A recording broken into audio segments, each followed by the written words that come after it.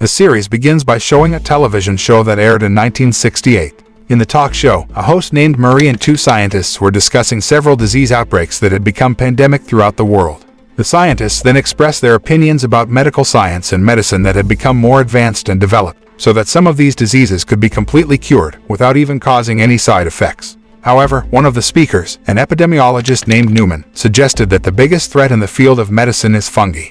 Newman revealed that fungi can infect insects, ants for example, then enter the ant's brain and take over its body. Newman added that the fungus still needs food while inside the ant's body, so over time, they will eat the host's body, but not let them die, so that the host will turn into a living corpse whose mind is controlled by the fungus. Upon hearing that, a bespectacled scientist named Schoenhaus seemed skeptical of the fungal infection that Newman had just described, because fungi cannot survive in an environment where the temperature is high enough. Therefore, it is impossible for fungi to infect humans because fungi cannot survive if the internal body temperature of their host reaches 34 degrees Celsius. However, Newman explains that fungi might be able to evolve and survive in high-temperature environments if the world experiences global warming that causes the climate to become much warmer. If that were to happen, Newman warns that the outbreak of diseases caused by fungal infections would spread very quickly and they would not be able to prevent it, and they might never find a cure.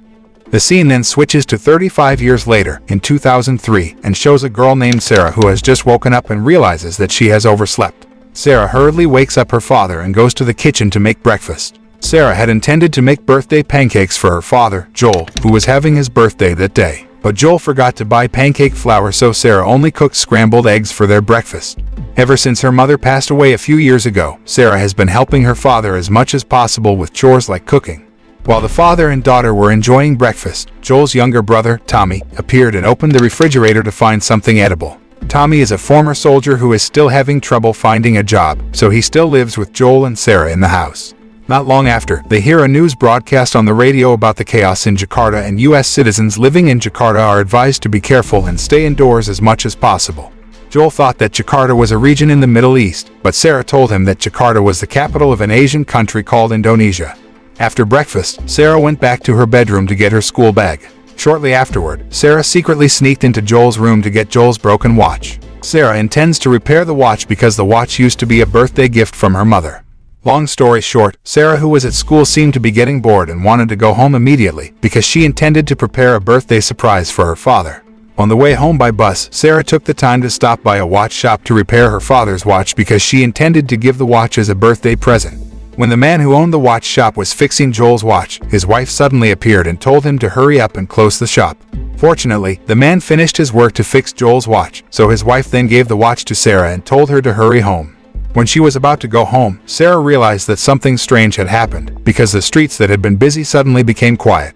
Before returning home, Sarah visited her neighbor, Mrs. Adler, because she had promised to help her make cookies. After putting the cookie dough in the oven, Sarah decided to do her homework while waiting for the cookies to bake. While Sarah was looking through Mrs. Adler's DVD collection, unbeknownst to her, Mrs. Adler's mother, Granny, appeared to have several seizures before she finally stopped seizing and sat still like a statue.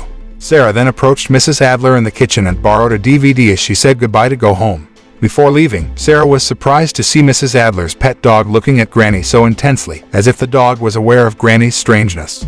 Later that evening, Joel finally arrived home at 10 o'clock at night, and he then apologized to Sarah for forgetting to buy a birthday cake. Sarah then gave Joel's repaired watch as a birthday present, and Joel seemed happy that his daughter was so attentive to him. Sarah thinks that her father is too busy doing many things and doesn't have time to think about himself, so Sarah took the initiative to do something for her father, who is very dear to her. In addition to the repaired watch, Sarah also invited her father to watch an action movie that she borrowed from Mrs. Adler, because Sarah knew that her father really wanted to watch the movie. Even though Sarah's birthday present could be said to be quite simple, Joel felt very happy because his beloved daughter really cared about him. By midnight, Sarah had fallen asleep because she was too sleepy, while Joel was still awake watching the movie. Shortly afterward, Joel got a phone call from Tommy, who told him that he was in jail and asked Joel to release him. Tommy explains that he was involved in a fight with a man who went crazy because the man suddenly attacked a waitress. Tommy tried to defend the waitress, but people reported the fight to the police, so he was thrown in jail. After taking Sarah to her bedroom, Joel then rushes to the police station to free Tommy from prison. At around 2 in the morning, Sarah woke up to the sound of helicopters near her house and found that she was home alone. While in the living room, Sarah saw an emergency broadcast on television that advised residents to stay at home. Sarah tried to figure out what was going on by changing channels, but all the channels were broadcasting the emergency broadcast. In the midst of her confusion, Sarah was startled by Mercy, Mrs. Adler's pet dog, who barked in front of her house and looked agitated as if the dog was asking Sarah for protection. Sarah rushed over to Mercy and tried to calm the dog down while walking to Mrs. Adler's house to take Mercy home. But unexpectedly, Mercy suddenly ran fast away from Mrs. Adler's house as if there was something scary in the house. Sarah, who felt curious about what really happened to Mrs. Adler, then ventured to enter Mrs. Adler's house and found a badly injured Mr. Adler who asked for help from her. Not only that, Sarah also saw Granny, who had turned into a zombie and was biting Mrs. Adler, who was lying on the floor. Sarah, who felt terrified, rushed out of Mrs. Adler's house because Granny had noticed her presence and tried to chase her. When Granny was about to attack Sarah, Joel and Tommy arrived in time to save her and managed to knock Granny down. Sarah looks shocked when she sees her father attack Granny with an adjustable wrench, but Joel then calms her down by saying that he has to do it or they will all be killed. Upon knowing that the situation was becoming increasingly chaotic, Tommy immediately told Joel and Sarah to get into the car because they had to leave the place quickly. In the car, Sarah asks her father about what exactly has happened, and Tommy tells Sarah that Granny and the crazy townspeople are infected with some kind of virus or parasite and causing chaos in the middle of the city. Joel intends to take his family to evacuate outside the city, but a severe traffic jam occurs on the highway due to the large number of residents who want to flee outside the city. So Joel tells Tommy to get out of the way and find an alternative road to the border. But unfortunately, the government had mobilized military forces to blockade the border, so that none of the citizens could leave the city. Because the road they usually take to go to the border has been blockaded by military forces, Joel then tells Tommy to take an alternative road to the north.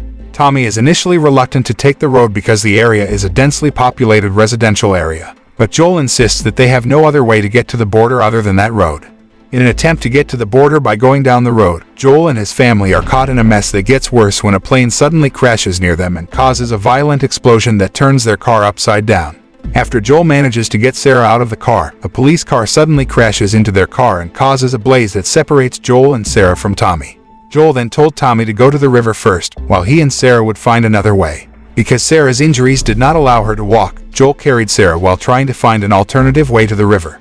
In trying to find the right path, Joel and Sarah accidentally met a group of people who had been infected and immediately became their targets. Joel and Sarah were almost attacked by an infected man, but fortunately, a soldier appeared and killed the infected. However, when Joel tried to ask the soldier for help, he pointed his gun at Joel because he thought that Joel and Sarah were infected. Although Joel said that they were not infected, the soldier seemed to ignore Joel's words and rushed to contact his superior over the radio. Instead of helping the wounded Joel and Sarah, the soldier opened fire on them, so Joel rushed to escape while protecting Sarah. When the soldier was about to kill Joel, Tommy appeared in time to save him. But unfortunately, Sarah was shot in the stomach and suffered heavy bleeding until she finally died in Joel's arms. 20 years later, in the year 2023, a young boy was seen hobbling aimlessly and discovers the ruined city of Boston, which indicates that the plague has spread throughout the world and become a global pandemic that was collapsing society. The boy suddenly collapsed and was found by two Federal Disaster Response Agency or FEDRA soldiers who took him to the quarantine zone in Boston. After the fungal mass infected all cities in the world, the government and military were destroyed and the few who survived formed quarantine zone authorities to protect the survivors. The scene then shows the young boy observing a poster explaining the symptoms of the cordyceps fungus and the phases they will go through before being transformed into a zombie-like creature. Shortly afterward, a female soldier from FEDRA approached the boy and asked about his identity. However, the boy seemed to be in shock, so he didn't say anything to the female soldier, while another soldier examined the boy and found that he was infected. Upon knowing that, the female soldier tries to calm the boy down by telling him that he will get delicious food as well as new clothes and toys, as long as the boy is willing to be injected, and the boy seems to relax a little. The scene then switches to show the survivors destroying the bodies of the cordyceps fungus-infected people by burning them. An exhausted woman looks upset when a truck carrying the bodies of the infected arrives, but she has no choice but to finish her work. However, the woman didn't seem to have the heart to destroy a body in front of her, so she then asked Joel for help. Surprisingly, the body turned out to be the boy who was previously rescued by two FEDRA soldiers. Because the boy was infected, they were forced to kill him and destroy his body. Although 20 years have passed, the scientists have yet to find a vaccine to cure people who have been infected with the cordyceps fungus, so they are forced to destroy their bodies by burning them, hoping to stop the pandemic. On the other hand, the survivors living in the quarantine zone or QZ, like Joel, do various jobs for which they are paid with coupons that can be used to buy food and other goods. Therefore, Joel takes many jobs at once, so that he has enough coupons that he can later use to buy the things he needs. Joel also works as a smuggler who smuggles goods from one place to another to earn extra income. Not only the citizens, some Federal soldiers also often buy contraband from Joel. One of them is Lee, who often buys drugs from Joel. In the meantime, a woman named Tess was seen being held captive by a man named Robert and his henchmen. Tess turned out to have been tricked by Robert, who had sold the truck battery to someone else, even though Tess had paid him to get the truck battery. When Tess was about to fight back, she was beaten by Robert's henchmen until her face was bruised. However, Robert seemed to be afraid of Tess' partner if he found out that his henchmen had beaten Tess, so Tess then convinced Robert that she would keep their confrontation a secret from her partner as long as Robert released her. Before Robert could give his decision, there was a sudden explosion at the place, so Tess took the opportunity to escape. However, Tess found herself in an area that was the site of a battle between Federal soldiers and the Fireflies, a rebel militia opposing the quarantine zone authorities. Tess tried to escape from the place, but some soldiers caught her, thinking that she was part of the Fireflies. The scene then switches to show a girl named Ellie who is being held captive at the Fireflies headquarters. Ellie, who was fed up with being interrogated every day with the same questions, threatened that she would report them to Fedra for kidnapping her. Meanwhile, Joel meets the radio communications officer to ask for news about Tommy, who hasn't returned to the quarantine zone for months. Joel looks worried about Tommy because Tommy usually sends messages to Joel via radio at least once a day to inform him about his condition. Joel then asked the radio communications officer for the location of the tower where Tommy was, as he intended to catch up with Tommy. Upon arriving home, a frustrated Joel planned to catch up with Tommy and prepared the items he would need for the trip. Tommy is Joel's only living relative after Joel tragically lost his beloved daughter, Sarah, 20 years ago. Therefore, Joel will do everything possible to find Tommy's whereabouts. The next day, Joel, who had just woken up, was very surprised to see Tess, whose face was bruised from being beaten by Robert's men. Tess then tells Joel that she didn't manage to get the truck battery, which Robert had sold to another party. Because they intend to use the battery to travel to find Tommy's whereabouts, Joel and Tess rush off to get the battery back. Meanwhile, at the Fireflies headquarters, a woman named Marlene, who is the leader of the Fireflies, was seen warning her subordinates about the Federal soldiers who were going to attack their headquarters. One of her subordinates named Kim then asked Marlene about Ellie because Marlene locked Ellie up in a room with a very tight guard, but Marlene never told them about Ellie. Upon hearing that, Marlene told her subordinates to prepare everything to face the attack from the Federal soldiers, while she told Kim to stay in the room. After her subordinates left the room, Marlene then gave a piece of paper to Kim, and Kim looked so surprised when she read the writing on the paper. Kim finally found out why Marlene was so protective of Ellie and fully supported whatever Marlene's plan was regarding Ellie. After giving directions to her subordinates, Marlene then met Ellie and told Ellie that Ellie should thank her because Marlene had ordered her subordinates not to kill Ellie. Ellie did not deny this, so she tried to be more polite to Marlene. Ellie seems surprised when Marlene calls her by her real name, which indicates that Marlene knows about Ellie's past, who was an orphan raised in a Federal shelter. Ellie then asks Marlene why she locked her up there and begs Marlene to release her. Ellie even tried to convince Marlene that she would not report Marlene and her subordinates to Fedra if Marlene released her. However, Marlene refuses to release Ellie because Ellie has something valuable inside her that might change the world for the better. Marlene then tells Ellie that they will take Ellie somewhere and tells Ellie to get ready.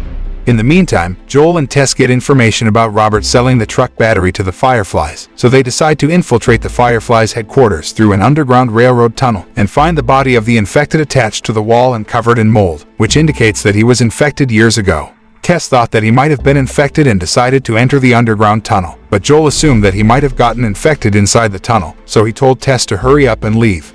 Tess and Joel finally found the secret door that led to the Fireflies headquarters, but to their surprise, Robert and his subordinates were killed in a shootout with the Fireflies soldiers. Tess, who found a truck battery near Robert's body, soon realized that the shootout happened because Robert intended to defraud the Fireflies by selling the broken truck battery.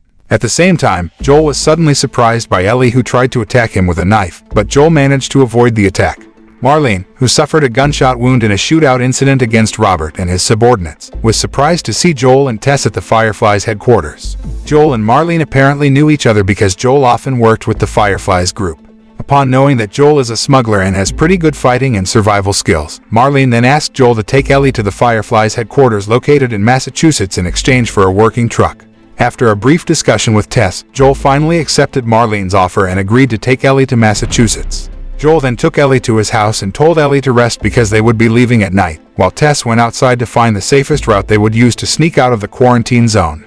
Later that evening, while Joel and Ellie were engaged in conversation, Tess finally arrived and told them to get ready as they would soon be leaving the quarantine zone. Joel and the others manage to sneak out through an underground passage, but unfortunately, they accidentally run into Lee, who was on duty at the time.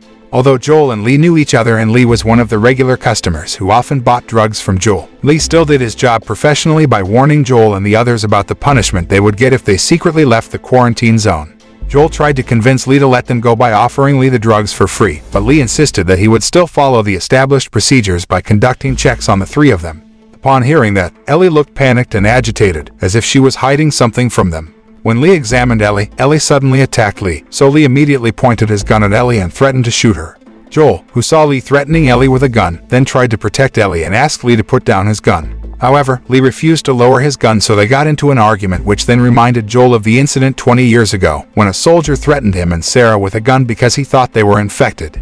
Joel suddenly attacked Lee and beat him until he lost control, but Tess finally managed to stop Joel by showing that Ellie had been infected. Upon knowing that, Tess and Joel looked shocked and thought that Marlene had deceived them. However, Ellie tries to convince them that she's been infected for 3 weeks and claims that she's immune, because she didn't show any symptoms after being infected with the cordyceps fungus.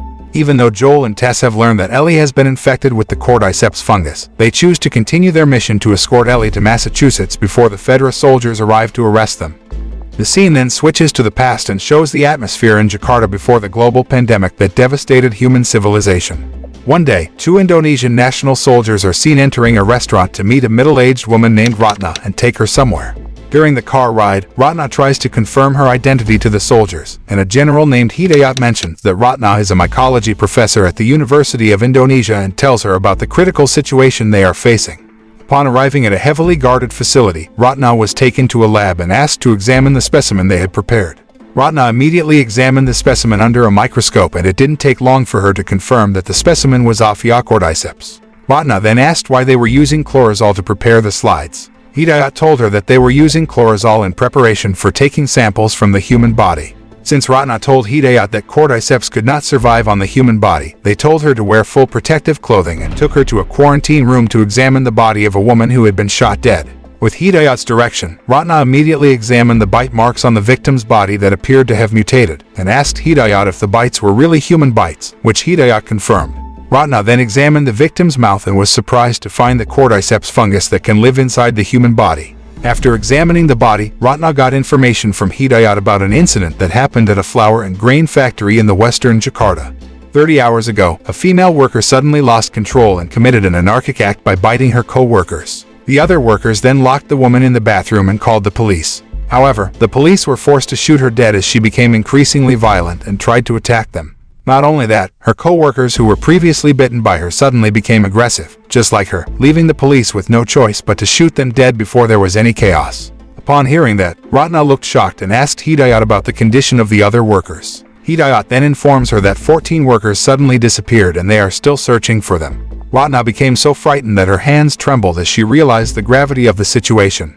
Hidayat then revealed his purpose for bringing Ratna to the facility, as he intended to assign Ratna to make medicine and vaccines in case the infection caused by the cordyceps fungus spread in Jakarta. However, Ratna emphasized that in all the time she has been doing her job as a mycologist, she has never once found a cure for the infection caused by the cordyceps fungus. Therefore, it is impossible for her to create a vaccine to stop the spread of the infection. Hidayat was visibly shocked by her statement, and in desperation, he asked her about other ways to solve the problem. Surprisingly, Ratna suggested that the Indonesian government should bomb Jakarta and everyone in it, hoping that it would slow down the spread of the infection caused by the cordyceps fungus. With tears in her eyes, Ratna begged Hidayat to take her home, as she hoped to spend the rest of her life with her beloved family before things got worse. In the present, Ellie, who had just woken up, then realized that morning had come. But unexpectedly, Joel pointed his gun at Ellie and threatened to kill her because Ellie had been infected with the cordyceps fungus. However, Ellie seemed to be used to dealing with situations where everyone was trying to kill her, so she then explained to Joel and Tess that she was immune because the bite marks on her hands showed no worsening symptoms, even though she had been bitten 3 weeks ago. Ellie also added that Marlene found her in a bitten state, but Marlene decided not to kill her. Marlene then conducted several tests and isolated Ellie to observe her, and determine whether Ellie would transform into a zombie-like creature like the others. Over time, Ellie showed no symptoms of being infected with the cordyceps fungus, leading Marlene to conclude that Ellie was, somehow, immune to the infection.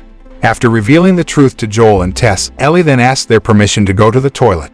After Ellie left, Tess told Joel that Ellie might actually be immune to the infection caused by the cordyceps fungus because Ellie was born after the infection had spread around the world. However, Joel doubted that, because in the past 20 years, he had seen many instances of some people showing symptoms of the infection a little longer than the average person. So he believed that sooner or later, Ellie would definitely show those symptoms and transform into a monster like the others. Therefore, Joel suggested to Tess that they abort the mission and return to the quarantine zone while thinking of another way to get the truck battery. However, Tess, who was optimistic and believed that Ellie was truly immune, confirmed to Joel that they would continue with the mission. Shortly afterward, Tess informs Ellie that they will continue their journey and tells Ellie to have breakfast while offering Ellie a snack. However, Ellie declined the offer and said that Marlene had brought food for her, so that she would not starve along the way. Upon seeing the food that Marlene had prepared for Ellie, Tess realized that Ellie was an important asset to the Fireflies, so Tess became even more convinced that Ellie was truly immune. Tess then approached Ellie and asked about Marlene's purpose in bringing Ellie to that place. Ellie initially refused to explain anything to Joel and Tess because Marlene told her to keep it a secret. But as Tess continues to force her to tell them the truth, Ellie finally reveals that Marlene and the Fireflies intend to make medicine or vaccine from Ellie's blood because they assume that Ellie's blood contains an antibody that can be used to cure infections caused by the cordyceps fungus. However, Joel says that Ellie and the Fireflies are just talking nonsense about vaccines, because until now, no one has been able to make a vaccine to stop the spread of the infection, let alone a cure for people who have been infected. Even so, Tess still trusts Ellie and decides that they will still complete the mission and in hopes that Ellie might become a savior for them all. Since Tess had given her an irrefutable decision, Joel finally agreed to continue the mission. Joel then says that he will not hesitate to shoot Ellie if Ellie so much as twitches, so Ellie then pretends to have a seizure to tease Joel and Tess immediately warns Ellie not to make Joel angry, then tells Ellie to pack her things because they will continue their journey. On the way, they found the ruins of the building blocking their way, so Joel decided to take a detour and stay outside as much as possible to avoid the infected who might hide in the ruins of the building and attack them. Tess then asked Ellie about how Ellie was bitten by the infected and Ellie explained that a few weeks ago, she sneaked into a mall building in QZ that had been sealed by Fedra and the infected who were hiding in the building suddenly appeared and bit her. Upon hearing that, Tess also praised Ellie, who she thought was a brave girl, even though Ellie was still 14 years old. Ellie then asked Joel and Tess about some types of the infected that she knew from the rumors, but they refused to explain anything to Ellie and hurried on their way after hearing something. Joel and his companions ended up entering the waterlogged ruins of the hotel building, as they found no other safer way. Ellie, who had been raised in a shelter all her life, was excited when she entered the hotel, and then played around by pretending to be a guest and employee at the hotel. Shortly afterward, Ellie suddenly slips and is surprised to find a skeleton emerging from the water, so Joel rushes to help her. They then headed to the 10th floor by climbing the stairs, but the path they were about to take was blocked by ruins, so Tess took the initiative to find another way and told Joel and Ellie to wait for her at that place.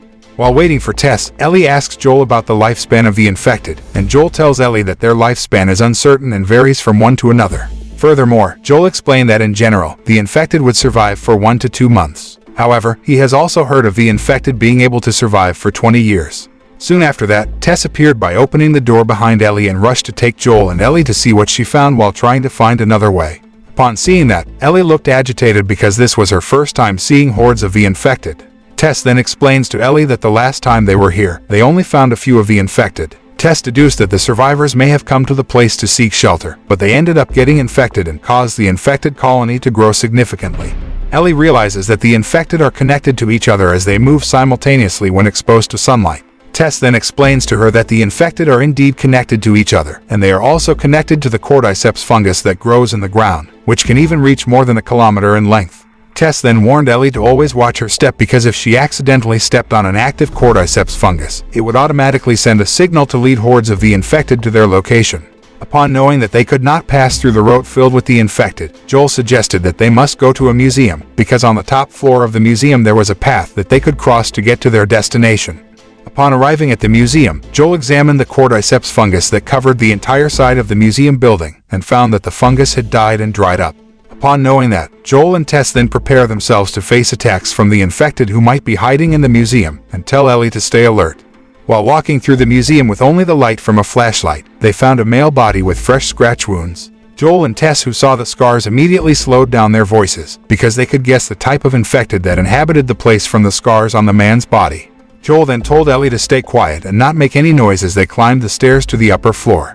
They finally made it to the top floor without making a sound that could attract the infected. But unexpectedly, the ceiling in the room suddenly collapsed and made a noise which then provoked the arrival of clickers, the blind infected who rely on their hearing to launch attacks. Joel and the others rushed to save themselves to avoid the attack from the clickers, until they became separated from each other. Joel managed to distract the clicker so that Ellie could hide, while he reloaded his weapon to launch the next attack. After an intense fight, they finally managed to kill the clickers, and Ellie seemed calm when she found out that she had been bitten by the infected for the second time. Joel then sends Ellie across to the next building first, while he tries to help Tess, who sprained her leg while trying to escape from the clickers. Knowing that Ellie had been bitten twice, Joel was hesitant to continue the mission, but Tess tries to convince him that Ellie is completely immune. Joel then approached Ellie, who seemed fascinated to see the view of the State House from a distance. However, because it was already afternoon, Tess told them to hurry up and continue their journey so that they could arrive at the State House before nightfall. On the way to the State House, Joel silently observes Ellie's injured arm and wonders if Ellie is really immune or if she takes a little longer than most people before she transforms into a zombie-like creature. Long story short, they finally arrived at the State House and found none of the Fireflies standing guard outside. Realizing there was something wrong, Tess rushed Ellie inside and found the Fireflies dead. Some of them had also been infected, and it was only a matter of time before they were fully transformed into monsters. Upon knowing that, Tess immediately became panicked and rushed to find a clue, map or radio, so that they could immediately hand over Ellie and get their reward. Seeing Tess outraged that their mission was not going according to plan, Joel and Ellie immediately concluded that Tess was infected. Tess finally shows the bite marks on her neck and explains that she was bitten by the clicker while trying to escape from the museum. Tess then had Ellie show her bite marks, and it was clear that the bite marks had faded, which indicated that Ellie was immune. Trembling, Tess then asks Joel to take Ellie to their allies, Bill and Frank, who are located in Lincoln, Massachusetts. Tess begs Joel to protect Ellie as her last request, as Ellie is the only real hope for Joel and the other survivors to stop the pandemic. Joel seems indecisive, but he knows that he has no choice but to continue the mission and escort Ellie to the Fireflies. At the same time, an infected man suddenly rose up and was about to attack them, but Joel managed to kill him. But unfortunately, the man had touched an active cordyceps fungus, which sent a signal indicating their location to hordes of the infected, so Joel told them to hurry up and leave the place. However, Tess decided to sacrifice herself by blowing up the building, so that Joel and Ellie could save themselves. After Tess prepares the explosives to destroy the herd of the infected that will soon come to attack the place, Tess then tells Joel to keep Ellie alive. Soon after that, Joel and Ellie finally made it out of the building, right before Tess blew herself up with the infected swarming around her. Sometime later, Joel and Ellie continued their journey and decided to rest in a forest. Joel then went to the river to clean himself, and he still looked devastated by the loss of Tess, who was his partner for the past few years. When Joel returned, he found Ellie, who had woken up, and the girl also still seemed devastated by Tess's death. Ellie actually refused to leave Tess alone, but Joel rushed to drag her out of the building before the infected swarm attacked them. Even so, Ellie tries to get along with Joel, who has ignored her since they left Tess. Even Ellie also tried to invite Joel to chat and initiate conversation several times, but Joel did not respond at all. An annoyed Ellie then tells Joel that so far, no one has forced Joel and Tess to take her to her destination or forced Joel to continue the mission. Therefore, Joel should not blame her for something that is not her fault, because Joel and Tess have made their own decision when accepting the offer from Marlene to escort her. Upon hearing that, Joel realized his mistake and finally started talking to Ellie by telling her to get ready because they were going to continue their journey. On the way, Ellie then asked Joel about Bill and Frank because Tess told Joel to bring Ellie to their place. Joel explains that he and Tess often visit Bill and Frank's place to barter logistical needs and tells Ellie that Frank is a good man. Ellie, who was curious to hold a gun, tried to convince Joel to give her a gun, but Joel immediately rejected the idea because Ellie was still a child. After a few hours of walking, Joel and Ellie arrive at a farming area, and Joel then enters an abandoned shop to retrieve the supplies that he hid in the shop. Joel and Tess usually hide supplies along their route in case they run out of equipment. Inside the store, Ellie seems excited to find an arcade game and pretends to play the game even though it is broken. While Joel is still trying to find the supplies he hid a few years ago, Ellie decides to look around the other rooms for something they might still be able to use, even though Joel has already told her that there is nothing there. Shortly afterward, Ellie found a door that led to the basement and intended to check inside without telling Joel, who was still having trouble finding the supplies he had hidden. Relying only on the light of a flashlight, Ellie enters the basement and seems happy when she finds a box of tampons. At the same time, Ellie heard someone growling and was surprised to find a runner crushed under the rubble. Runners are people who recently turned into infected, and judging by his appearance, the runner would be clickers who rely on their hearing to attack. Seeing the runner who's moaning in pain, Ellie decided to end his suffering by killing him. On the other hand, Joel finally managed to find the supplies he was hiding and started calling Ellie. Because Ellie did not answer after a few times he called her, Joel took his weapon and intended to check the situation. Shortly afterward, Ellie appeared and told Joel that she got something she could still use, then put the tampon in her bag. Ellie looks shocked when Joel decides to keep one of his weapons in the store, and Joel only tells her that the ammunition for the weapon is rarely found out there, so the weapon is not very useful for them. Even so, Joel refuses to give the weapon to Ellie, so Ellie becomes upset. They continued their journey and found the wreckage of a plane on a hill. Ellie looks dumbfounded at the wreckage and then asks Joel if he has ever been on a plane. Joel told her that he had been on a plane several times and actually he didn't really like it. On the way, Ellie asks Joel about the origin of the cordyceps fungal infection that spread so quickly and brought down the community in just a short time. Ellie also wonders about who first spread the infection and assumes that cordyceps originally infected a monkey and the monkey bit a human until finally the infection spread around the world. Joel then explained that he also did not know for sure about the first spread of the cordyceps fungus infection. However, Joel estimated that the cordyceps fungus had mutated and some of it got into the food supply, such as flour, which was then used as the raw material for bread, cereal, and pancake batter that sold around the world. Until one day, people who ate food made from the flour started to get sick and infected, then attacked other people and spread the infection quickly. Upon learning that, Ellie replied that Joel's explanation made sense and thanked Joel for telling her everything.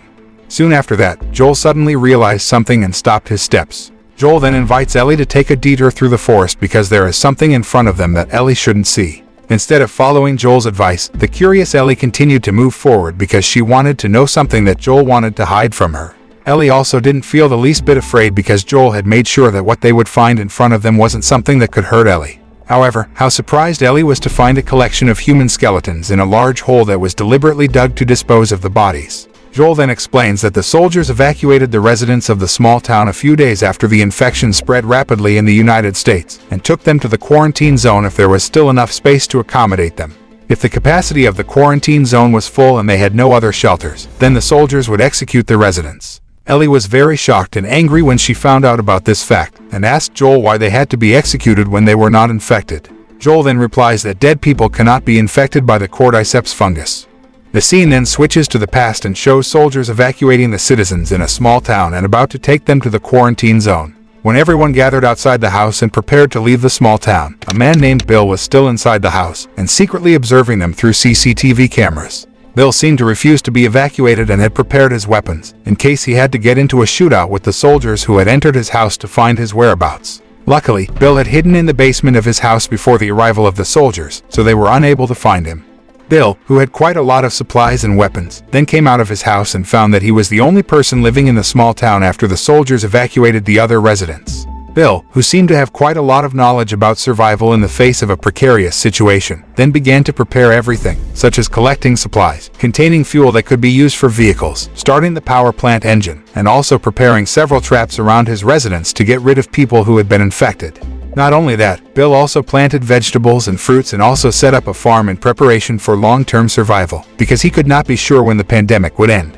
Bill, who is a true survivalist, finally managed to establish the independent settlement in just a short time. 4 years later, Bill, who was repairing equipment, was surprised by an alarm that warned him that someone was trapped in a pit outside the fence of his residence. As Bill was about to check into the hole, he saw a man who told him that he was not infected. The man then introduced himself as Frank and told Bill that he was trying to escape from the runners who had destroyed his independent settlement before he fell into the hole. Bill then brought a ladder so that Frank could get out of the hole, while examining Frank to make sure that he was not infected. Even though Bill had confirmed Frank was not infected, Bill still kicked Frank out of his territory. Frank then begged Bill to give him some food because he was starving and promised that he would leave immediately after eating. Bill finally agreed to let Frank stay for a meal, and even allowed Frank to take a shower and gave Frank some clean clothes. In the end, Frank never left Bill's place and they became lovers who looked after each other. 3 years later, Frank and Bill got into an argument because Frank was unhappy with Bill, who was too ignorant about the nice views, making the neighborhood look shabby and unkempt. However, Bill insisted that the nice view was not important when it came to survival, even though Frank disagreed with him. Frank tried to persuade Bill to give him some equipment and promised that he would renovate the whole place by himself as long as Bill fulfilled his request. Not wanting to argue further with Frank, Bill finally complied with Frank's request while asking why Frank wanted to clean and renovate the place. Frank finally revealed that they might have some survivors that he had found through the radio, and Frank had invited them to their settlement. Apparently, the survivors found by Frank were Joel and Tess, who then came to visit their place to enjoy a delicious lunch with a beautiful view, which Joel and Tess could not find in the quarantine zone.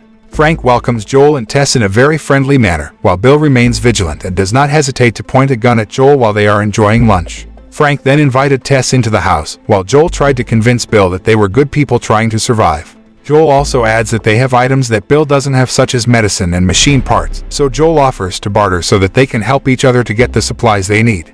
Before leaving, Joel warned Bill and Frank about the looters, but Bill felt confident that the looters would not be able to break through his defenses. One night, a group of looters were seen approaching Bill's settlement and tried to break into the place. Bill, who was warned of the looters' arrival, rushed to grab his gun and put up a fight. Luckily, Bill was able to get rid of the looters, although Bill had to get injured in the process. Frank rushed Bill into the house and tried to treat Bill's gunshot wound with makeshift equipment, until finally he managed to save Bill's life. 10 years later, Bill and Frank were still living in that place, but Frank's health condition had deteriorated, so Frank had to sit on a wheelchair. Even so, Bill still took care of Frank sincerely and lovingly, because Frank was his one and only partner who was very dear to him. One day, Frank told Bill that his life might not be long and asked Bill to keep his spirits up. Upon hearing that, Bill couldn't hold back his tears, especially when he realized that Frank might soon leave him forever. In the present, Joel and Ellie finally arrive at Bill's settlement, and find that the place has become rundown and unkempt since Joel last visited the place a few years ago. Joel, who already knows the access code to open the front gate, can easily enter the place and take Ellie to Bill's house. Arriving at Bill's house, Joel was startled to see the deserted and neglected state of the house, as if it had been abandoned by its residents for a long time.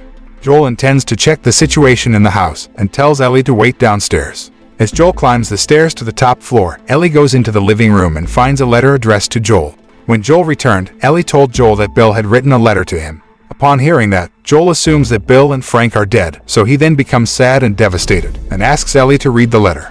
In his letter, Bill tells Joel not to enter his room and allows Joel to take all the supplies and weapons in the place.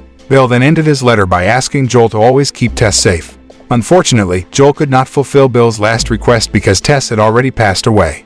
Soon after that, Joel checked the garage at Bill's house and found a car that was still quite good. Not only the car, Bill had also prepared a battery for the car. After that, Joel approached Ellie and asked her to show him her scars while telling Ellie that she had to obey 3 rules if she wanted to continue traveling with him. First, Joel forbids Ellie to talk about Tess. Secondly, Joel forbids Ellie to show the bite marks to anyone because they will definitely kill Ellie once they see the bite marks. The last rule, Ellie must obey everything he says. Since Ellie has no choice but to travel with Joel, Ellie complies with all 3 rules. Joel tells Ellie that he intends to find the whereabouts of his brother, Tommy, and try to find information about the Fireflies' headquarters in other regions so that he can escort Ellie to the Fireflies and complete his mission. Joel then took Ellie to the basement in Bill's house, and Ellie seemed dumbfounded at the weaponry owned by Bill, to the point that Ellie called Bill a genius. Seeing the many weapons owned by Bill, Ellie tried to persuade Joel to give her a weapon for defense, but Joel refused Ellie's request. When Joel is collecting the supplies they need, Ellie accidentally finds Frank's gun in a drawer in the dining room and secretly puts the gun in her bag.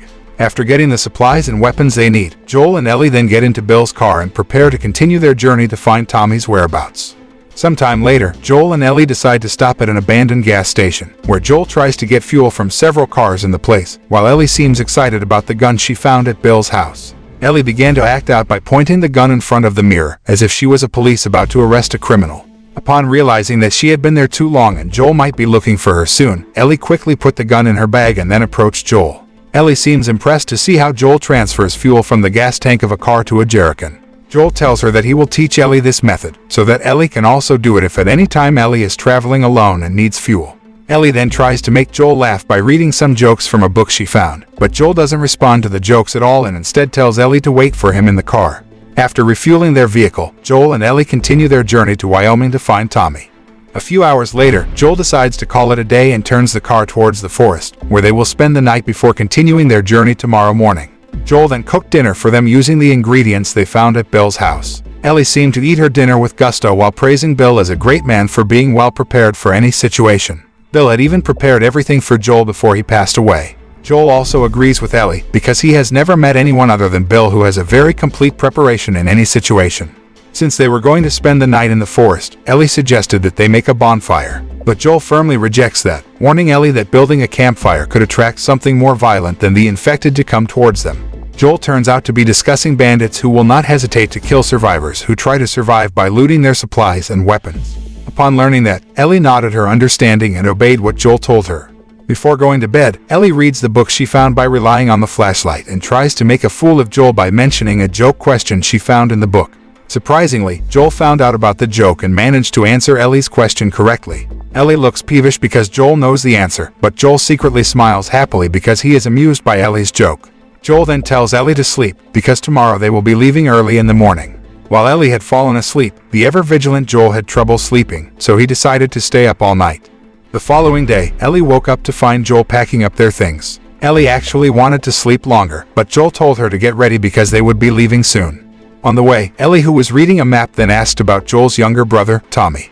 At first, Joel refused to tell Ellie about Tommy, but Ellie managed to convince Joel to start talking about Tommy. Joel told Ellie that Tommy was a former soldier who had been on a mission in Iraq, before he finally retired and tried to get a job when the cordyceps fungal infection began to spread. Joel adds that Tommy had joined the Fireflies at Marlene's persuasion, but Joel was informed that Tommy had decided to leave the Fireflies. Therefore, Joel thinks that Tommy is currently alone out there, so he is determined to find Tommy.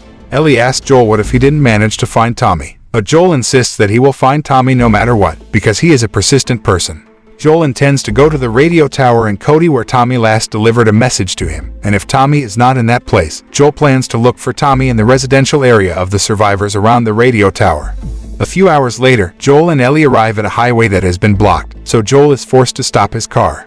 Joel tells Ellie to wait in the car while he checks the situation near the tunnel. Joel tries to look into the tunnel and finds nothing in there, which makes Joel even more suspicious and alert, because the enemy they will face ahead there might be worse than the infected. Joel decided to take a shortcut by going around the bridge, instead of looking for an alternative route because they had to save fuel. After walking through the uninhabited streets of the city, Joel and Ellie find Fedra's quarantine zone, which has been ravaged and abandoned. Soon after that, Joel and Ellie encountered a man who was injured and asked for help, but Joel decided to leave the place immediately instead of helping him. At the same time, someone deliberately dropped a chunk of concrete block onto the windshield of Joel's car and installed tire killers to deflate his tires, making it difficult for Joel to control his car, and crashed into a shop. Joel, who had predicted that the city had been overrun by bandits, immediately grabbed his gun and told Ellie to hide while he would fight the bandits. Joel managed to knock out several bandits, but a bandit named Brian took advantage of the opportunity to approach Joel secretly when Joel was involved in a shootout against his group. At the same time, Ellie saw Brian trying to kill Joel, so she then ventured to shoot at Brian using Frank's gun. The wounded Brian begged Ellie not to kill him, even he also offered supplies if Ellie spared his life. Joel seemed surprised to see Ellie holding a gun, so he got up and asked Ellie to hand over the gun to him, then told Ellie to return to her hiding place. Ellie, who was still in shock because this was her first time using a firearm, then heard Brian scream just before Joel killed him.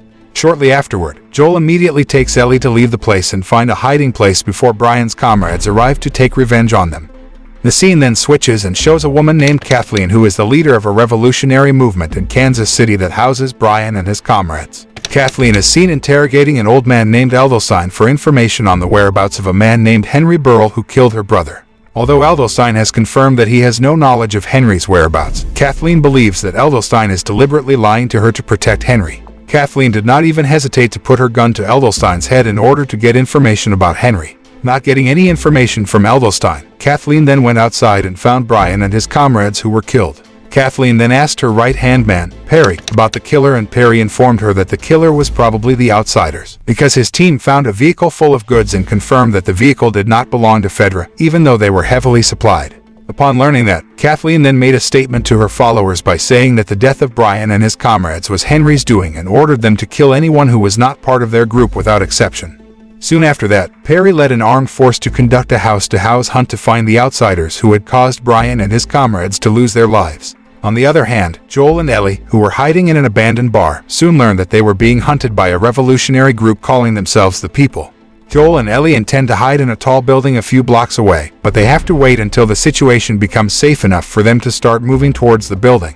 While waiting, Joel discusses the actions taken by Ellie to help him and explains to Ellie that he deliberately prohibited Ellie from carrying a weapon, because he did not want Ellie to feel guilty and burdened after hurting others with the weapon. Ellie does not deny that initially she felt shocked and could not stem her tears. However, Ellie then revealed to Joel that this was not the first time she had hurt someone else. Although her feelings are uncertain after hurting or killing others, Ellie thinks that they have no choice but to make this difficult decision in order to save themselves and also the people they care about. Upon hearing that, Joel realizes that Ellie is mature enough to make a decision, so he hands Frank's gun back to Ellie and lets her use it to defend herself. Ellie seemed happy that Joel finally allowed her to use a firearm, especially since Joel also taught her the right way to use the gun. After making sure that the situation was safe enough for them to move, Joel immediately told Ellie to get ready because they would soon leave the place. In the meantime, Perry approached Kathleen and showed her an attic that was thought to be Henry's hiding place before he left the place because he ran out of food supplies. Kathleen then concluded that Henry must be planning to steal their food supplies, so she then ordered Perry to increase security at the food supply warehouse. Perry then took Kathleen to a room where the ground seemed to be pulsating and cracking open. Perry, worried about their safety, advised Kathleen to reveal it to everyone and lead the evacuation to a safer place. However, Kathleen didn't seem to care much about the cracks, as their top priority was to find Henry and the outsiders who had killed Brian and his comrades. Before leaving, Kathleen ordered Perry to close the building and tighten the guard, so that no one could infiltrate the place for their own safety. Meanwhile, Joel and Ellie finally arrive at a tall building that they will use as a hideout. However, Joel soon becomes exhausted when he has to climb the stairs because the building has more than 30 floors and the elevator has not worked since the building was abandoned. Since Joel no longer had the energy to climb the stairs, they decided to hide in a room on the 33rd floor. Joel then told Ellie to tidy up the place they were going to sleep in, while he scattered broken glass near the doors and windows in case someone snuck into the place. However, Ellie seems to doubt that, because she realizes that Joel's right side hearing is impaired, so Joel might not be able to hear well. Before going to bed, Joel and Ellie had a conversation and Ellie tried to make a fool of Joel by asking a joke question. This time, Ellie manages to fool Joel with the joke and they both end up laughing together, which indicates that Joel and Ellie are becoming closer. In the middle of the night, Joel and Ellie, who have just woken up, are surprised by the appearance of Henry and his younger brother, Sam, who point their guns at Joel and Ellie. The scene then switches and shows the situation in Kansas City 11 days before Joel and Ellie's arrival. At that time, a group of revolutionary rebels who called themselves the People were seen celebrating their victory because they managed to defeat the Federal soldiers and take over Kansas City from the authority. However, in the midst of the night's festivities, Henry and his younger brother, Sam, were seen hiding from the revolutionary rebels who were targeting them. Henry tries to calm the deaf Sam by using sign language, then takes Sam to hurry to leave the place. On the other hand, Kathleen manages to gather several people who conspired with Fedra and locked them up. Kathleen then interrogated them to find information about Henry and Sam's whereabouts. One of them then told Kathleen that he had seen Henry and Sam a few blocks away in the city center, but he couldn't confirm their location. Upon hearing that, Kathleen immediately ordered Perry to mobilize the troops to go to the center of the city and comb all the blocks to find Henry and Sam's whereabouts. However, Perry told Kathleen that the search would be quite difficult because they were short of personnel. Even so, Kathleen doesn't seem to care and insists that they must find Henry and Sam's whereabouts immediately and execute the brothers in front of everyone. Meanwhile, Henry took Sam to an abandoned building to meet Edelstein, who was waiting for them. Edelstein then takes Henry and Sam to the attic that will be their hiding place for the time being, and provides food supplies for a few days until they find a way out that is safe enough to leave the city. Edelstein told Henry that he could only steal some canned food from the food supply warehouse and failed to get the bullets requested by Henry because they had a very tight guard at the armory. Henry didn't seem to mind and told Edelstein that as much as possible, he didn't want to get into a firefight with the rebels because their escape plan would be done secretly by sneaking through the waterways under the city. Henry also estimated that they could at least survive for 11 days with the food supplies they currently had. Henry then approached Sam, who was cowering in the corner of the room, and tried to reassure Sam that the place was very safe for them, so Sam no longer needed to be afraid. Henry also gave a pack of crayons to Sam, who had a hobby of drawing, to make Sam happy.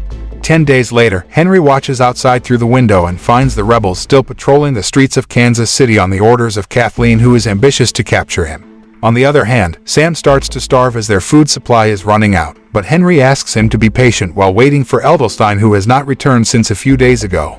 At night, Henry, who was desperate because Edelstein had not returned and assumed that he had been captured by the rebels, decided to leave the place. The following day, Henry woke Sam up and told him that Edelstein would not return, so they had to leave the place to find food supplies. Sam, worried about the old man, asked Henry if Edelstein was dead. Henry replied that Edelstein had probably been captured by the rebels and executed, so he could not return to them. Sam looked sad to hear this, but Henry immediately hugged his beloved brother and tried to calm Sam down, saying that he would always protect Sam and would never leave Sam no matter what. Henry then applied paint around Sam's eyes, hoping that it would make Sam feel better because Henry wanted Sam to become a superhero like Sam's dream all this time. As they were about to leave the building, Henry and Sam were surprised by the gunfire outside, so they decided to wait inside until it was safe. Henry tries to find out about what really happened and sees the rebels involved in a shootout with the outsider, who is none other than Joel. Henry, who saw Joel's ability in a fight, then got an idea and told Sam that there was a slight change of plan. On the other hand, Edelstein was apparently captured by the rebels and was being interrogated by Kathleen, who asked about the whereabouts of Henry and Sam. However, Edelstein chose to remain silent by telling Kathleen that he was completely unaware of Henry and Sam's whereabouts. At the same time, Kathleen gets news of a shootout that kills several rebels, then becomes angry and concludes that Henry, somehow, got help from the outsiders, so she then returns to Edelstein's prison cell and shoots the old man dead for conspiring with Henry. Later that night, Henry and Sam sneak into the building where Joel and Ellie are hiding. They step on the broken glass in front of the door, but fortunately, they don't wake Joel and Ellie, who are fast asleep.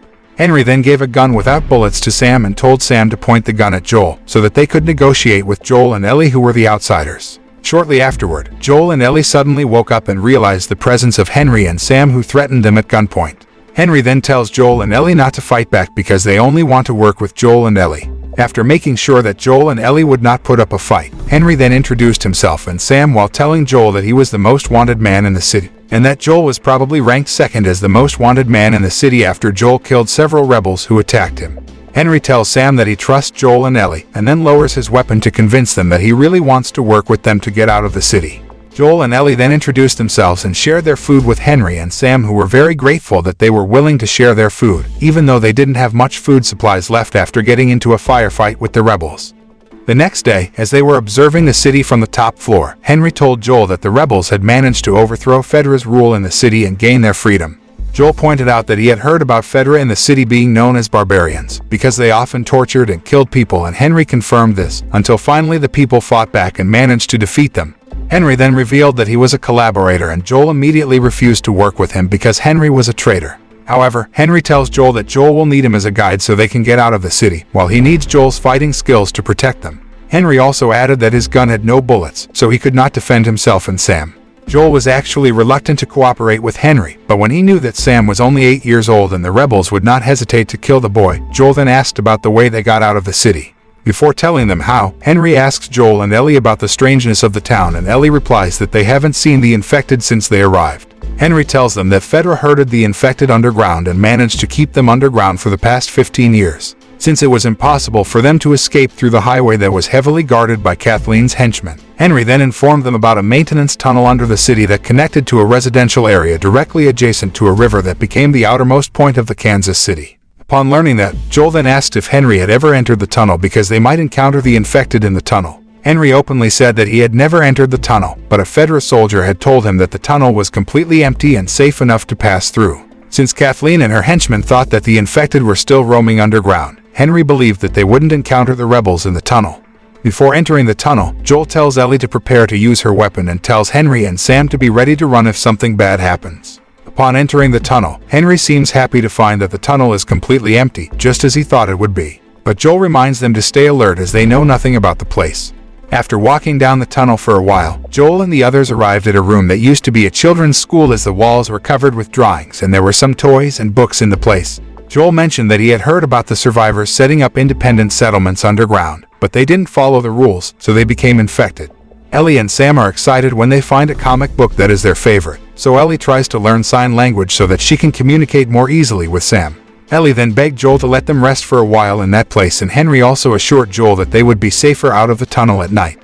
Ellie and Sam seem happy while spending time by playing around in that place, while Joel and Henry have a serious conversation where Henry reveals to Joel that he was forced to become a traitor in order to save Sam, who has leukemia. Henry explains that Fedra has medicine that is effective enough to cure Sam, but Fedra wants a large fee if Henry wants the medicine. Henry decides to betray Michael, the leader of a revolutionary movement, who is also Kathleen's brother, by telling his hiding place to Fedra in order to save Sam. As a result of his betrayal, Fedra managed to kill Michael, so Kathleen and the other rebels were very ambitious to kill Henry to avenge Michael's death. Upon learning that, Joel could only remain silent and then told Ellie and Sam to prepare because they would soon leave the place.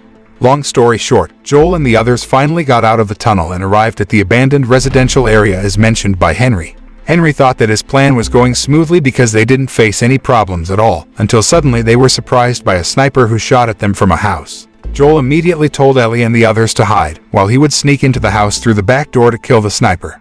After dealing with the sniper, who turned out to be an old man, Joel immediately told him to lower his weapon because Joel was reluctant to kill the old man. However, the old man ignored Joel's warning and intended to shoot him, so Joel had no choice but to kill him. At the same time, Joel realized that the old man had reported them to Kathleen and her men who were on their way to the location. Joel rushed to warn Ellie and the others to run while trying to protect them from the rebels who had just arrived at the location. Unfortunately, Henry and the others were eventually surrounded by Kathleen and the armed rebels, so Henry then decided to surrender as long as Kathleen let Sam and Ellie escape. However, Kathleen refused to do so because Ellie was with the man who had killed her men, while Sam was Henry's younger brother who was a traitor. Kathleen, who seems to have no mercy like her brother, then emphasizes to Henry that she will not hesitate to kill anyone, including children, if they betray her. Upon hearing that, Henry then asks Ellie to take Sam away from the place, while he will try to distract Kathleen and her men. Just as Kathleen was about to kill Henry, the ground near them suddenly collapsed and formed a large hole. At the same time, a herd of the infected came out of the ground and immediately attacked Kathleen and her men. Amidst the chaos, Henry tries to get Ellie and Sam away from the place with the help of Joel, who shoots at anyone who tries to block them. However, the clickers manage to knock Ellie down and separate her from Henry and Sam, who had escaped first. From a distance, Joel tried to help Ellie by killing them, so Ellie managed to get into a car and hide in that place. Unfortunately, a child infected learns of Ellie's presence and enters the car, so Ellie is forced to get out of the car and find Henry and Sam, who are overwhelmed by the herd of the infected trying to attack them. At the same time, Joel seemed to know Ellie's way of thinking, so he then opened the way for Ellie so that Ellie could save Henry and Sam, who were trapped under the car. Since her gun was out of bullets, Ellie used her knife to kill the infected and managed to save Henry and Sam. In the meantime, Perry and Kathleen are surprised by the appearance of the bloater, the rarest and the most dangerous stage of the infected. Harry then told Kathleen to hurry up and escape, while he would try to fight the bloater, although it was impossible for him to defeat the creature because the bloater's body was covered by thick fungus that effectively acts as armor plates. Unfortunately, Perry had to lose his life while facing the bloater that could easily kill him. Meanwhile, Henry and the others who tried to escape from the chaos were confronted by Kathleen, who threatened them at gunpoint. However, an infected suddenly emerged from the well and immediately attacked Kathleen, so Joel then told them to hurry up and leave the place. Joel and the others finally managed to escape and decided to hide in a motel. In the room, Ellie realizes that Sam has been infected, so she then shows the bite marks on her arm while telling Sam that her blood is medicine. Ellie then cuts her hand until it bleeds, then applies the blood to the bite wound on Sam's leg, hoping that her blood can cure the infection before it spreads throughout the body and turns Sam into a monster. Sam then asks Ellie to keep the bite a secret from Joel and Henry, and Ellie agrees not to tell them anything. The next day, surprisingly, Sam transforms into the infected and immediately attacks Ellie. At the same time, Joel tries to save Ellie, but Henry grabs his gun first and threatens Joel at gunpoint. Unexpectedly, Henry spontaneously shot Sam in the head and looked shocked when he realized that he had killed his little brother. Joel tried to calm Henry down as he asked him to hand over the gun, but Henry, who had lost hope after Sam's death, then decided to end his life. Before continuing their journey to Wyoming, Joel and Ellie decided to bury Henry and Sam's bodies side by side. Ellie seemed to be very sad and devastated by Sam's death because she wrote an apology message and placed it on Sam's grave. 3 months after Henry and Sam's death, in winter, Joel and Ellie finally arrive in Wyoming and meet an old man named Marlon who lives with his wife, Florence, in a cabin in the middle of the forest. Joel then asks Marlon about Tommy while threatening Florence at gunpoint. Surprisingly, despite Joel pointing a gun at her, Florence doesn't seem to be afraid of Joel and instead makes hot soup for Joel and Ellie to warm up their bodies. Marlon, who realized that Joel would not hurt them because Joel was only trying to find information about his brother, then told Joel about their current location, because Joel and Ellie apparently lost their way after they left Cody. Marlon tells Joel that all the settlements near the area have been destroyed, so the only way for Tommy to escape is to cross the river if he is still alive. However, Florence adds that Tommy would already be dead if he crossed the river, as anyone who tried to cross the river would instantly be killed by something living on the other side of the river. Despite being warned by Marlon and Florence about the dangers they might face across the river, Joel is still determined to find Tommy, who is the only one of his family left. Moreover, Joel also needed Tommy's help to find the Fireflies so that he could complete his mission by escorting Ellie to the Fireflies as requested by Marlene. Unexpectedly, Joel suddenly had a panic attack that made him short of breath and remembered the painful trauma in the past. Ellie then asked about Joel's condition, who seemed to be holding pain in his chest, but Joel managed to convince Ellie that he was fine, so they then continued their journey to the river.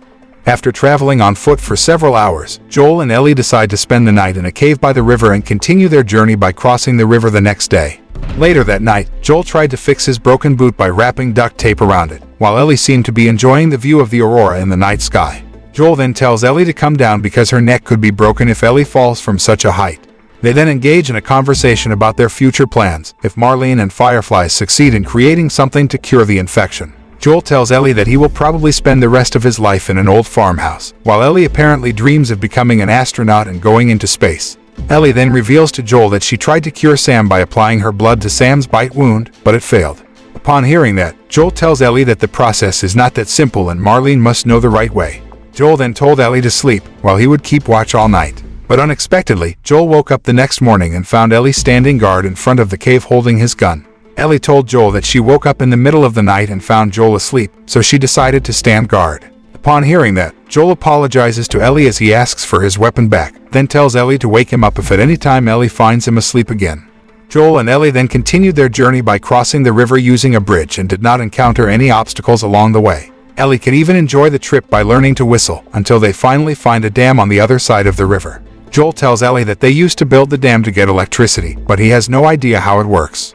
After walking quite a distance from the dam, Ellie sees the other side of the river and assumes that the river they are crossing is the river referred to as the River of Death by Marlon and Florence. Upon hearing that, Joel immediately checked it on the map and took Ellie to leave the place immediately. At the same time, a group of horsemen appeared and threatened them at gunpoint. Joel tries to convince the horsemen that they are just passing by and will leave soon. However, a man who seemed to be the leader of the group then ordered a trained dog to check their condition. The man said that the dog could identify infected people by their smell and would not hesitate to attack and tear them apart. The dog then approached Joel and sniffed him for a while before passing him by since Joel was not infected. But Joel soon became worried when the dog sniffed Ellie, and Ellie was afraid that the dog knew she was infected despite being immune to the infection. Surprisingly, the dog does not attack Ellie at all and instead licks her, which indicates that Ellie is not a dangerous enemy to them. Joel then told the horsemen that he was looking for his brother, and after Joel said his name, they immediately took Joel and Ellie to their independent settlement in Jackson. Upon arrival, Joel and Ellie are amazed to see the small and thriving community preparing to celebrate Christmas. Surprisingly, Joel finds Tommy working on a construction site and immediately calls him. On the other hand, Tommy seems surprised to see his brother after a long time and rushes over to Joel. Both seem very relieved and happy when they finally met and hugged each other with great emotion. Tommy and a woman named Maria, who is one of the board members in the community, then took Joel and Ellie to a restaurant, where they were served a really delicious and proper meal. Ellie said that this was the first time she had eaten such a delicious and proper meal after months of traveling with little food. Ellie then yelled at a girl who was watching her secretly and asked Tommy why the girl was looking at her like that. Maria explains that children in Jackson rarely meet outsiders, so they become curious to see children like Ellie who are the outsiders. Joel then reprimands Ellie and tells her to behave, but Maria and Tommy apologize to them because they rarely allow outsiders to enter their community to protect the people in the community from any dangers out there, such as the infected and bandits. After lunch, Joel asks Maria for some time so that he can talk alone with Tommy as family. Surprisingly, Tommy tells Joel that Maria is family because Maria is his wife. Upon hearing that, Ellie congratulated them on their marriage and told Joel to congratulate them too. Soon after that, Tommy and Maria take Joel and Ellie on a tour of the place while explaining to them that the community was founded 7 years ago by Maria and some survivors, and managed to develop it into a commune. Maria then adds that the reason they were able to defend the community from all sorts of dangers was by isolating themselves from the outside world. They didn't use radios or any means of communication to make contact with the outside world, so no one knew about their existence in that place. For this reason, Tommy stopped keeping Joel informed, as he had to abide by the rules if he wanted to join the community. Maria explains that they get their electricity supply from the dam that Joel and Ellie saw earlier and that the population in that place has reached more than 300 people. Maria, realizing that Joel and Tommy need time to talk alone, takes Ellie to a house they have prepared for Joel and Ellie to live in, while Tommy takes Joel to a bar for a drink. In the bar, Tommy asks about Tess and Joel chooses to lie to him by saying that Tess is fine. Joel also lies about Ellie by telling Tommy that he accidentally met Ellie, who wanted to find her family in Fireflies. Upon learning that, Tommy tells Joel that Fireflies has a base in Colorado and they can reach the place in 10 days on horseback. Tommy also warns that the journey is very dangerous because they will face the infected and bandits. Upon knowing that, Joel then invites Tommy to accompany them, but Tommy immediately refuses while revealing to Joel that he will become a father and Maria will give birth in a few months. Joel then asks if Tommy will be a good father, because the Tommy he used to know was a man who always relied on others. Tommy, who heard that, then became offended and told Joel that Joel's life had indeed stopped since Sarah's death, but that didn't mean his life had to stop. Upon hearing that, Joel then leaves Tommy while saying that he and Ellie will be leaving tomorrow morning. While outside, Joel has a panic attack that makes him short of breath and experiences hallucinations, because he seems to see Sarah's presence in the crowd. but Joel soon came to his senses and confirmed that the woman was not Sarah. On the other hand, Ellie, who had just finished bathing, found some clean clothes that Maria had prepared for her. Maria also left a message saying that she was at her house across the street. After getting dressed, Ellie went to Maria's house and found a memorial for Kevin and Sarah made by Tommy. Shortly afterward, Maria shows up and gives Ellie a winter coat, then fixes Ellie's haircut. Maria told Ellie that she used to be an assistant district attorney who was interested in hairstyling. Ellie thought that Kevin and Sarah were Maria's children, and Maria did confirm that Kevin was her son while telling Ellie that Sarah was Joel's daughter. Seeing Ellie's reaction, Maria immediately realizes that Ellie just found out about Sarah, so she then warns Ellie to always be careful with people she trusts, because the people who usually betray them are the people they trust. Later that night, while Ellie is watching a movie at the theater with the residents, she sees Tommy, who seems to be looking for someone, and rushes away after Maria says something to him. On the other hand, Joel is at a repair shop to fix his broken boots, but his efforts are fruitless as his boots cannot be repaired. Shortly afterward, Tommy appears and gives Joel a new pair of boots while apologizing for his utterance earlier that may have offended Joel. Joel then reveals to Tommy that Ellie is immune to infection, as she was bitten months ago and has shown no symptoms. Joel also tells Tommy about Tess sacrificing herself to protect Ellie and also the incident in Kansas City where Ellie saved his life. With teary eyes, Joel tells Tommy that he has become weak due to his age, making it impossible for him to keep Ellie safe. Not only that, Joel has also been having frequent panic attacks and nightmares lately that make him wake up with a deep sense of loss. Therefore, Joel begs Tommy to take Ellie to the Fireflies headquarters, and Tommy finally agrees to escort Ellie.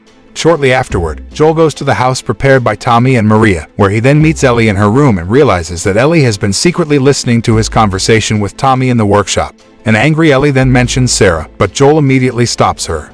Holding back tears, Ellie reveals that everyone she loves left her, but Joel chose to stay with her, so she has the courage to continue her life. However, now Joel plans to leave her and she becomes afraid, not even wanting to hope for anything, because Joel decided to leave her side.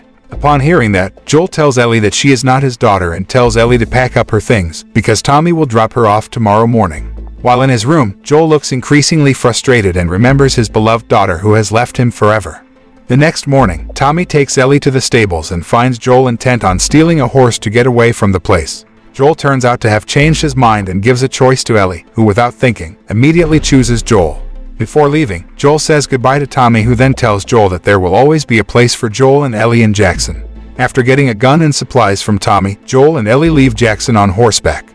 On the way to Colorado, Joel and Ellie become closer, and Joel even teaches Ellie how to shoot with a sniper rifle. Joel also tells her about his former job as a contractor, which Ellie thinks has a cool name. Soon after that, Joel and Ellie finally arrived in Colorado and rushed to a university that was used as a base by the Fireflies. Upon entering the base, Joel and Ellie didn't find any Fireflies, as if they were in a hurry to leave the place. Joel tried to look for clues in the place and concluded that the Fireflies might have moved to Salt Lake City. At the same time, Joel and Ellie found a group of people outside and believed that they were the bandits Tommy had mentioned. Joel and Ellie then sneak out through the back door, but unfortunately, one of the bandits learns of their presence and immediately attacks Joel. Joel manages to dodge the attack and is able to kill the man, although he gets a stab wound in the process. Shortly after, the bandits who heard the commotion immediately arrived, so Ellie told Joel to get on a horse and escape from the place, while Ellie tried to dissuade them by shooting at them blindly.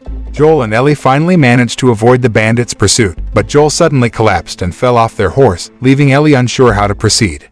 After successfully escaping from the bandits, Ellie immediately took the injured Joel to hide while looking for ways to treat Joel. Ellie then took Joel to an abandoned residential area and hid in a house. Ellie tried to make various efforts to heal Joel, but Joel instead pushed Ellie while telling her to go north to visit Tommy, because Joel felt unable to continue the journey. Ellie looks sad and confused because she can't do anything to cure Joel, but she also doesn't want to leave Joel because Joel will definitely die if she leaves him alone. Ellie, feeling frustrated, covers Joel from the cold and leaves the room, while Joel can only watch in silence as Ellie leaves him. The scene then switches to the past and shows Ellie still living at the Fedra shelter. At that time, a girl named Bethany deliberately took Ellie's Walkman to confront her, so they got into a fight and Ellie eventually had to face the leader of the Fedra disciplinary unit, Captain Kwong.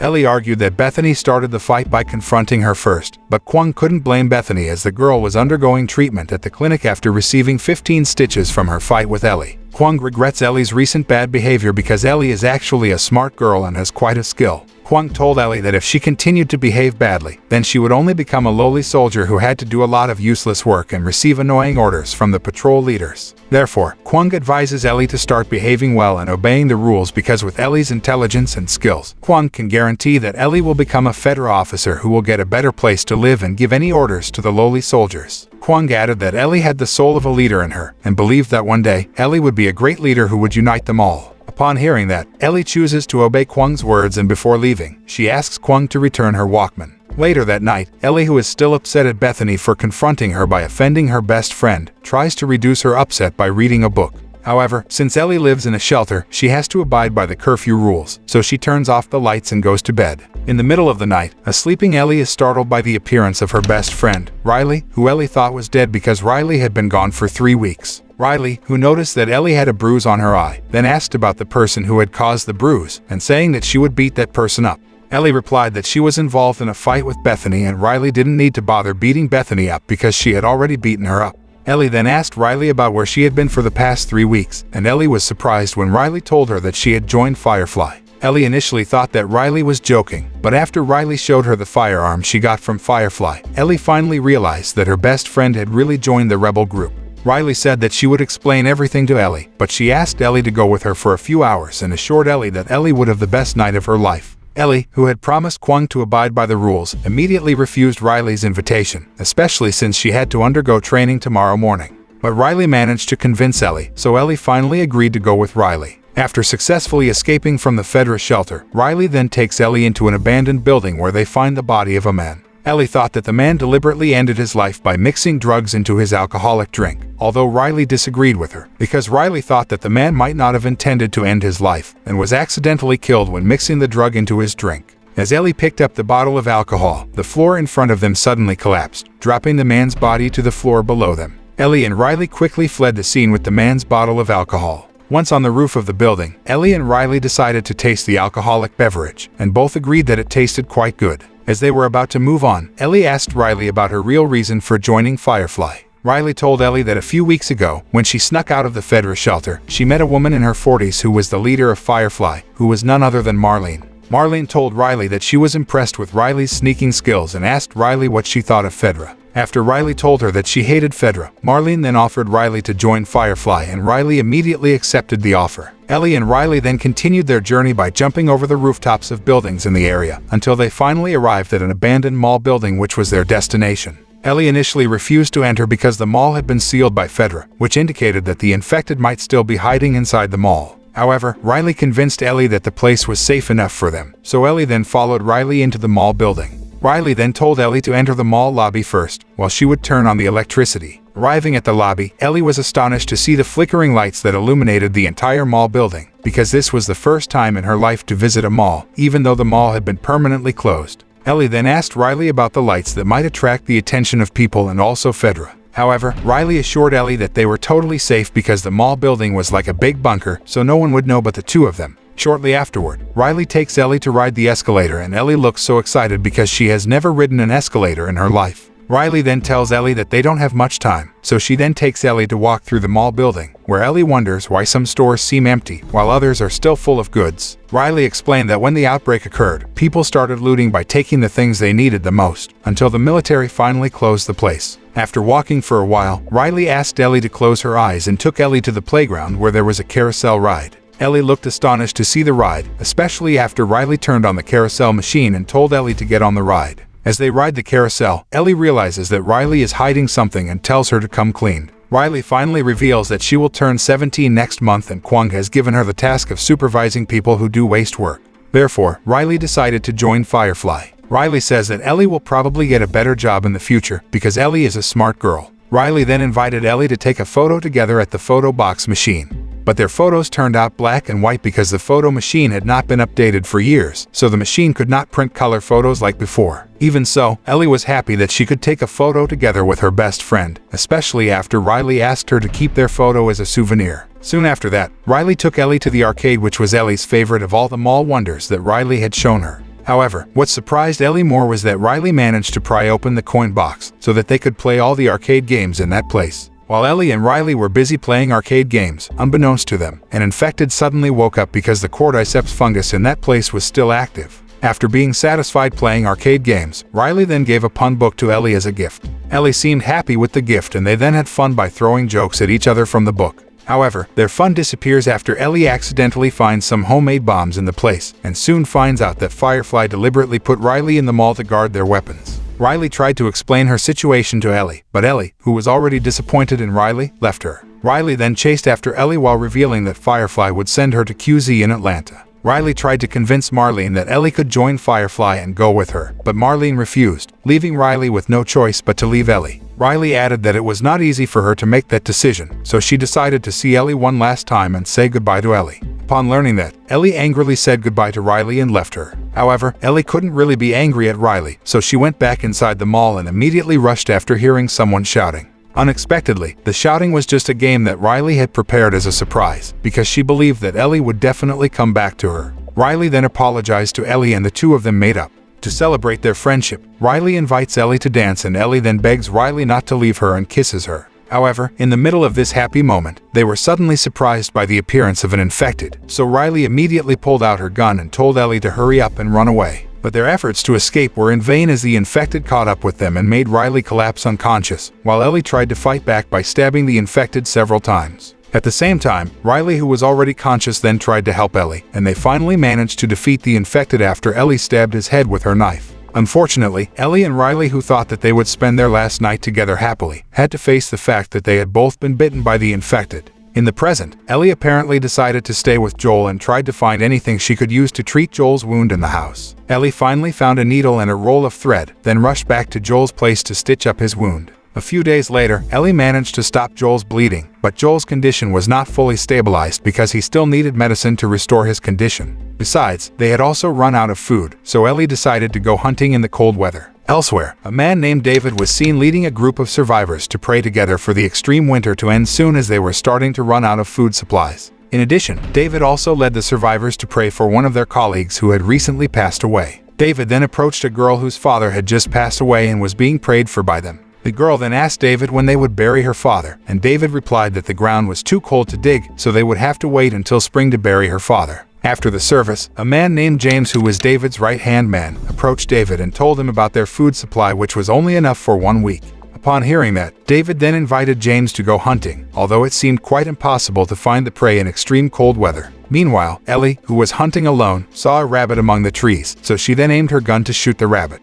Unfortunately, Ellie stumbled and accidentally startled the rabbit, so it ran away. Ellie, who was upset about losing her quarry, then continued her journey through the forest, until Ellie finally saw a deer. Without waiting long, Ellie immediately aimed her rifle, then shot the deer. But unexpectedly, the deer managed to escape even though Ellie managed to injure the deer. On the other hand, James and David found a deer that had died of blood loss and intended to take the deer. But at the same time, Ellie appeared and immediately pointed her gun at them while telling them to drop their weapons. David tried to negotiate with Ellie, who finally agreed to give some of the venison to them, as long as they gave her the medicines for Joel. Upon hearing that, David then told James to go back to the town to get the medicines that Ellie needed. While James went to get the medicines, Ellie told David to retreat so that she could secure the situation by emptying David and James' weapons. Ellie then tells David to bring the deer to a nearby hut, where they then light a bonfire to warm themselves in the cold weather. David tries to open the conversation by asking Ellie's identity, but Ellie refuses to reveal anything about herself to anyone else. David then told the story of how he and his group escaped from QZ in Pittsburgh when Firefly and Fedra were fighting.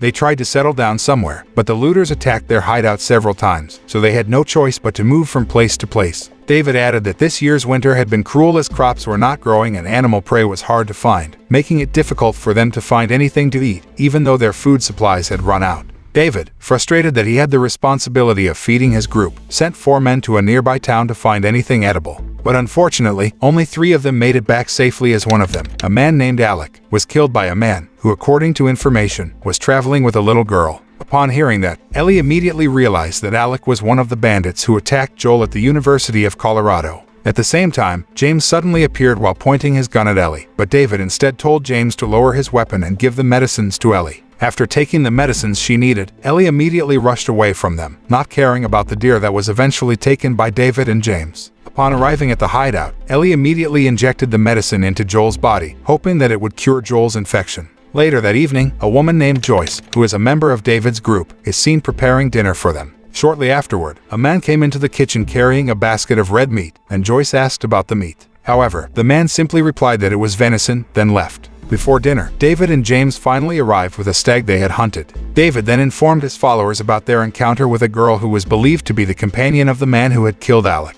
After David said that he would gather some people to hunt them down the next day, he and his group then enjoyed their dinner. The following day, Ellie seemed relieved to find out that Joel's condition had stabilized, so she then injected the drug to speed up his recovery. When Ellie checked the situation around the area, she saw David and his group who were searching the residential area to find the whereabouts of Ellie and Joel. Upon knowing that David and his group intended to take revenge for Alec's death, Ellie rushed back to the hideout to take Joel away. However, because Joel was still weak and his condition was not yet possible to continue the journey, Ellie then gave a knife to Joel to defend himself, while she would try to distract David and his group to keep them away from Joel. By riding a horse, Ellie managed to distract David and his group to get away from Joel's location. Unfortunately, James managed to knock Ellie unconscious. As James prepares to kill Ellie, David suddenly comes to stop him because he intends to take Ellie home with him. David then carried Ellie and told James and the others to find Joel's whereabouts and kill him. When James and the others searched the area, one of them managed to find Joel's hiding place. At the same time, Joel, who heard the arrival of someone, tried to get up and stab the man in the throat so as not to make a noise that could attract the attention of his comrades. Joel, who has recovered, then rushes to find Ellie's whereabouts by attacking James' gang one by one and torturing them so that they reveal Ellie's location.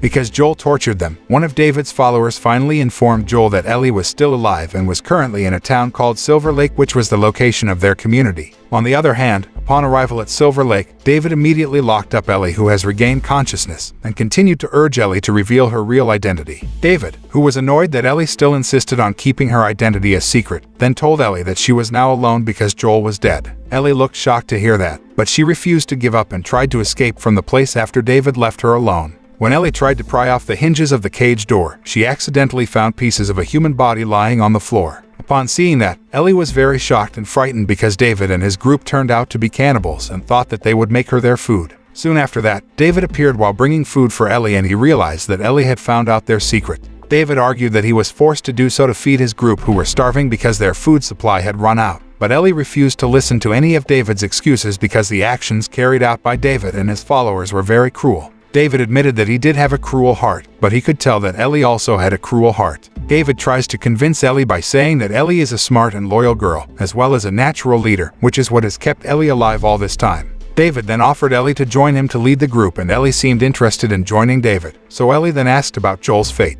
David finally reveals that his followers are still looking for Joel's whereabouts, and he tells Ellie that he can tell them to let Joel go if Ellie is willing to join his group. Ellie then walked up to David and her demeanor was enough to convince David that she would really join his group. Surprisingly, Ellie turned out to be just acting to trick David, and used the opportunity to break David's fingers while trying to grab the key that David was holding. However, Ellie's efforts were fruitless as David then attacked Ellie by banging her face into the confinement cell until Ellie let go of his hand. In the meantime, Joel, who had gotten information about Ellie's whereabouts, finally arrived at Silver Lake and found the warehouse where David and his followers hid Ellie's belongings and also the bodies of the people they made into food. Meanwhile, a furious David then called James to get Ellie out of the cage, but Ellie fought back by biting David's hand, so David was even more furious and intended to dismember her body. When they were about to kill her, Ellie then revealed that she had been infected and told David to check the bite marks on her arm. Upon seeing that, James was hesitant to make Ellie as their meal, but David didn't seem to believe Ellie's words because Ellie should have transformed into a zombie if she really was infected. Seeing James and David off guard, Ellie seized the opportunity to grab a butcher knife to slash James' throat and rushed to escape from David, who then shot at her.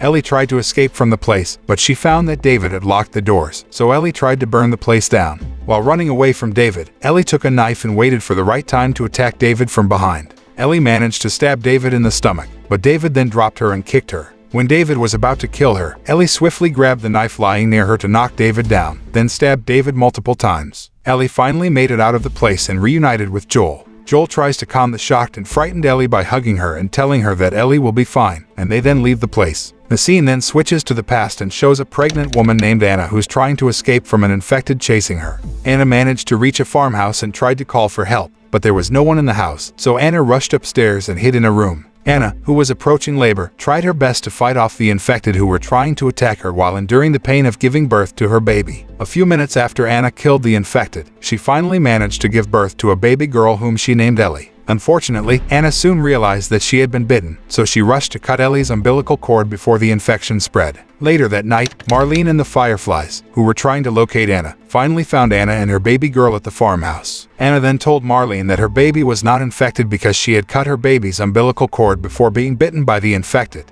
Anna, who has known Marlene for a long time, then added that Marlene should take her baby to QZ in Boston and find someone to take care of her baby, while telling her that her baby's name is Ellie. Anna then gave her a knife to Ellie, then told Marlene to kill her. Marlene initially refused to kill Anna, but she had no other choice because Anna would soon turn into the infected if she didn't kill her. Therefore, Marlene then handed Anna's baby to one of her subordinates. Then with tears in her eyes, she killed Anna. In the present, winter has ended, and Joel has fully recovered. However, Ellie seems to have something on her mind, so she has become more quiet than usual. Joel and Ellie finally arrive in Salt Lake City and try to find Firefly's headquarters. When they entered a building, Joel realized that Ellie was thinking about something, so he then asked Ellie how she was doing. Not wanting to worry Joel, Ellie replied that she was fine and did Joel's command to lower a ladder so that Joel could go upstairs. After successfully arriving upstairs, Ellie seemed surprised when she found something and just left Joel. Ellie apparently found a giraffe eating leaves behind the building and asked Joel not to scare the giraffe because she wanted to observe the giraffe up close. Joel then picked up the leaves near him, then told Ellie to feed the giraffe. Ellie looks excited because the giraffe is very tame, and Joel, who sees it, looks relieved because Ellie is finally cheerful again and laughs happily. After eating the leaves from Ellie, the giraffe leaves, so Ellie tries to follow the giraffe and finds a meadow where there is a herd of giraffes looking for food.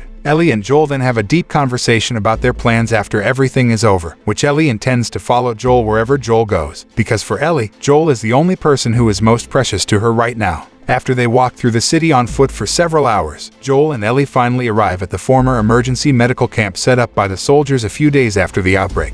Joel then reveals to Ellie that he was once treated at the makeshift medical camp and pauses to tell Ellie a bit of his past. As they were about to continue their journey, suddenly a group of people attacked them by throwing bombs, so Joel immediately rushed to protect Ellie, but they managed to take Ellie away and made Joel collapse unconscious. Soon after that, Joel finally woke up and found that he was at Firefly headquarters because Marlene welcomed him. After telling Joel that Ellie was fine, Marlene then told Joel that she really owed Joel for bringing Ellie to that place. Marlene also praised Joel for being able to protect Ellie alone, even though Marlene, who was traveling across the country with a group of armed soldiers, was almost killed several times and lost half of her soldiers. Joel doesn't seem to care about Marlene's praise as he demands that Marlene reunite him with Ellie. However, Marlene tells Joel that Ellie is being prepared for surgery, so Joel can't meet the girl. Marlene then explains that their doctor thinks that the cordyceps in Ellie has grown with her since birth and it produces a kind of chemical messenger, so it makes normal cordyceps think that Ellie is cordyceps, and that's why she's immune. Marlene added that the doctor will remove the cordyceps from Ellie's body, then multiply the cells in a lab to produce those chemical messengers, so they can give it to everyone. Upon hearing that, Joel immediately realizes that they intend to kill Ellie because the cordyceps grows in the human brain. Joel then tells Marlene to find someone else because he doesn't want them to sacrifice Ellie, but Marlene insists that no one else has the same condition as Ellie, so she has no choice but to take the risk even though she has promised Anna to always protect Ellie. Joel tried to fight back, but one of Marlene's men managed to knock Joel down. Upon seeing that, Marlene then apologized to Joel and then gave Ellie's knife to one of her subordinates while ordering her subordinates to take Joel away from the place, and emphasized to them not to hesitate to kill Joel if Joel tried to fight back. While being let out of the medical facility, Joel then took the opportunity to attack Marlene's subordinates and easily defeated them. Shortly afterward, Joel went through every room on the floor and managed to kill several fireflies while trying to find Ellie's whereabouts before they operated on her, which could cost Ellie her life. Arriving at the operating room, Joel immediately kills the doctor who is about to operate on Ellie and tells the nurses to unhook her and cover Ellie's injured arm with a bandage. Joel then picked up Ellie and took her away from the place by taking the elevator. However, when Joel arrived at the parking lot, Marlene confronted him while pointing a gun at him. Marlene tries to convince Joel to hand over Ellie so they can save the world because Ellie is their only hope. Marlene also adds that Ellie will definitely do the same, because she also wants to save the world even though the only way to do that is by sacrificing her life. Joel was initially hesitant, but he finally chose to save Ellie and kill Marlene. Sometime later, Ellie finally wakes up and she discovers that she is on a trip with Joel, who is driving a car. Joel lied to Ellie by saying that Firefly only wanted to do tests on Ellie and they had found dozens of people who were immune but couldn't make a cure, so they decided to stop the effort. Joel also lied about the looters who suddenly attacked the facility and killed the fireflies. Ellie then asked about Marlene's condition, but Joel refused to explain anything to Ellie and said that he would take Ellie home. A few days later, Joel and Ellie finally arrived in Wyoming and intended to continue their journey on foot to Tommy's place. Along the way, Joel tells Ellie about Sarah and believes that Sarah will definitely like Ellie because Ellie is a cute and funny girl. But unexpectedly, Ellie reveals to Joel about the first person she killed, who was none other than her best friend, Riley, after Riley transformed into the infected. Upon knowing that Ellie still feels guilty about the death of her best friend, Tess, and also Sam, Joel then tells Ellie to try to let go of their deaths because their deaths are not her fault. Joel also suggested that Ellie find new things worth fighting for, so that Ellie can move forward to face a future that might be much better than the present. Surprisingly, Ellie asks Joel to swear that everything he said about the fireflies in Salt Lake City is true. Since Joel is determined to end it all to protect Ellie, Joel swears to Ellie that he is telling the truth. The series ends with Ellie choosing to trust Joel and continue her journey with him. The moral that we can learn from this series is to never give up on surviving and protecting the people we care about. However, don't hide your fear and don't be afraid to show that you are vulnerable too, because fear is natural and even healthy as long as it doesn't consume you. On the other hand, showing vulnerability and emotion is ultimately vital for embracing change and allowing someone special into your life.